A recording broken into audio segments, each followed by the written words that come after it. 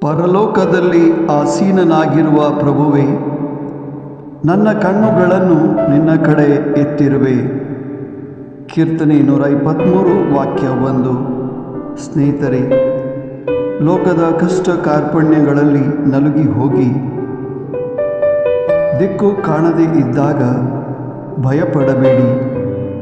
ಈ ವಾಕ್ಯಾನುಸಾರ ಪರಲೋಕದಲ್ಲಿ ಆಸೀನನಾಗಿರುವ ದೇವರ ಕಡೆಗೆ ನಿಮ್ಮ ಕಣ್ಣುಗಳನ್ನು ಎತ್ತಿ ಪ್ರಾರ್ಥಿಸಿ ಮತ್ತು ಅವರಿಂದ ಸಹಾಯವನ್ನು ಬೇಡಿಕೊಳ್ಳಿ. ಆಮೆನ್.